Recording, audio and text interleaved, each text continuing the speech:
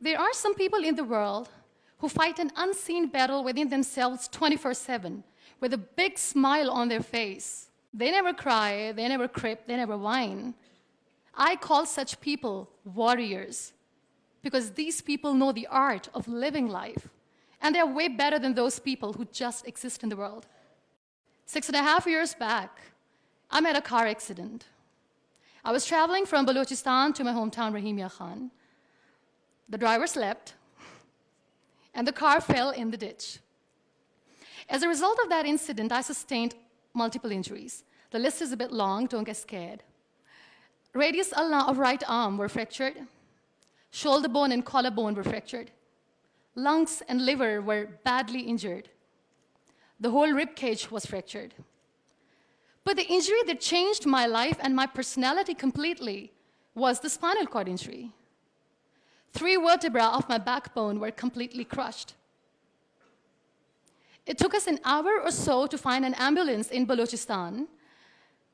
All the effort went in vain because we couldn't find an ambulance. So I was thrown in the back of a Potohar Jeep, and I was rushed to the nearby hospital.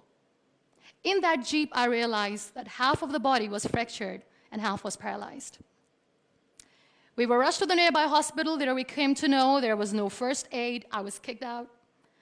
Then I went to another hospital in my hometown where doctors said, "Take her away, we cannot operate her." And I was like, "Why?" And they were like, "We don't have equipment, you will die someday, you go." I was kicked out again. But I finally ended up in a comparatively better hospital in Karachi. Luckily, I wasn't kicked out. Probably that's why I'm alive. So I stayed in that hospital for 2.5 months. I underwent 3 major, 2 minor surgeries. The doctors have put a lot of metal in my arm, a lot of metal in my backbone. So I feel more like an iron lady now. But those 2.5 months that I spent in the hospital were dreadful. I was in severe pain, both physically and psychologically. Many people left. Very close ones. The ones who were supposed to stay with me were the ones who left me when I needed them the most. I was devastated. Life was completely pointless, aimless, colorless.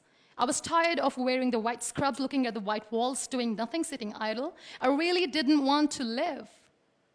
But then I realized that instead of crying for the people who were not meant to be with me, and for the legs which I have lost, I have people around me who want to see me alive. I have so much to be grateful for. So let's stop cribbing, stop whining, because it's pointless. The best decision that I took in my entire life was the painting that I made in the hospital with a deformed hand. That's how I added colors in my colorless life. That's how this adversity helped me in exploring an artist in me. That's how this art kept me alive through this whole journey. Then I was moved to Islamabad. I stayed in my room on the bed, confined for 2 years, because I developed multiple pressure ulcers and a variety of infections and allergies. Now, this whole traumatic journey of 2 years and 2.5 months being bedridden, doing nothing, the only thing that kept me alive was art. What a beautiful medium art is, that without uttering a single word, you express yourself. What a beautiful escape it was. But the day I sat on the wheelchair for the first time, I was a completely different person. I still remember that I looked at myself in the mirror and I said, "You cannot wait for a miracle to come and make you walk. You cannot wait for the stem cell treatment because it's very expensive. You cannot wait and sit in the corner of the room crying and begging for mercy because people don't have time." So the only thing that I could do was to accept myself the way I was. The sooner, the better. That's what I did. I really wanted to make myself financially strong. Let's become professional. I started to find some jobs. A very good friend of mine, Fine Day, updated a status on Facebook saying, "We want content writers." And like a cribber, I commented, "I wish I could." I was called for that interview, and I was hired as one of the content writers for Pakistan's first official websites, heartofasia.pk. Salman Taseer Late was the CEO. That's how I started my professional career. So I was becoming financially strong, stable, content writing was good. I was constantly exhibiting my work in different galleries. I was flourishing as an artist. Life was easy, but I wasn't happy. I was not contented because I was constantly aiming high. I was thinking big. I didn't know how I'm going to do, but I knew that I wanted to do something big for people, for the country. One day, I came across this polio campaign advertisement in which this little boy from a very underprivileged family is sitting on a wheelchair, and with his father sitting with him, crying and saying to the world in that campaign that give polio drops to your kids, otherwise they'll become like him. That advertisement shook me from inside. I feel devastated. The way that boy was objectified as an emblem of grief, misery, mercy, lifelessness, nothingness. Such a wrong picture which was being portrayed in media about the persons with disabilities. That's what we are called. That was the day when I decided that I have to change the perception of the people about being on wheelchair. Because being on wheelchair, you can still face the world with a big smile on your face and you can tell the world that you're happy the way you are. No one has right to objectify us as an emblem of misery or mercy. We are human beings. We breathe. We have souls. We are alive. We feel. We don't need your sympathies. We don't need your empathies. Let us live. No one has right to diss our abilities. We are capable enough to breathe and to live each and every moment of our lives. I recently did a modeling campaign for Toni & Guy, and that makes me Pakistan's first wheelchair-bound model. I'm brand ambassador of the Body Shop Pakistan, and I'm one of the very lucky Pond's Miracle women. It's always good to know that there are very few wheelchair-bound artists in the world, and I'm proud to be one, being a Pakistani, trying to preserve the ethnic jewels of the country in the paintings adorned by very graceful, strong, and powerful Pakistani women, which I paint. Very soon, I'm going to be Pakistan's first wheelchair-bound TV host. And I'm blessed to have a beautiful 3-year-old son, which, he was here, but he was so cranky. Now, you all must be thinking that why I'm using the word wheelchair over and over again in my talk. This is the very perspective I'm talking about. This wheelchair is not my weakness. This wheelchair is not an adversity.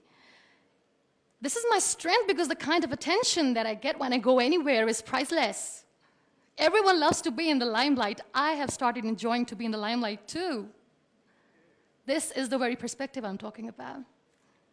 This wheelchair has given me an opportunity to explore what I had in me and I never knew it. I feel really sorry for some people who play this blame game. They say they feel caged. They cannot perform well, they cannot excel because the system is not allowing them to do. The government, Pakistan, the whole world, society, economy is not letting them grow as a person. They're not excelling in their careers. They say they're caged. I feel sorry. I can undoubtedly say that I'm caged because when I get up in the morning, I'm unable to sit on my own. I'm unable to shift from the bed to the wheelchair, from the wheelchair to the car, from the car to the wheelchair. I need an assistant 24/7 to do little things in life. Let's make it more simple. When I feel thirsty at midnight, and when I forget, which I always do, when I forget to keep my water bottle on my nightstand, and when I don't see anyone around to help me, I stay thirsty for the whole night because I'm unable to get a glass of water for myself. I can undoubtedly say that I'm caged by my body, but my mind is free, and so is my soul, and so is my spirit. I can still dream big. I can still think big. I can still aim high. I can still aspire to inspire. Nothing should stop me. This wheelchair should not be the reason or an excuse of not doing anything in life. I still have big dreams. I still have big plans. And I still have to work on that. Be grateful for what you have. And trust me, you will always end up having more. And if you'll cry and if you'll crib for the little things in your life, you will never, ever have enough. You want to excel? You want to grow? You want to be powerful and passionate and great professionals? Learn the art of converting your adversities into opportunities. The moment you're going to learn it, sky's the limit. So be grateful, be happy, be alive, and don't let anyone diss your abilities. Thank you.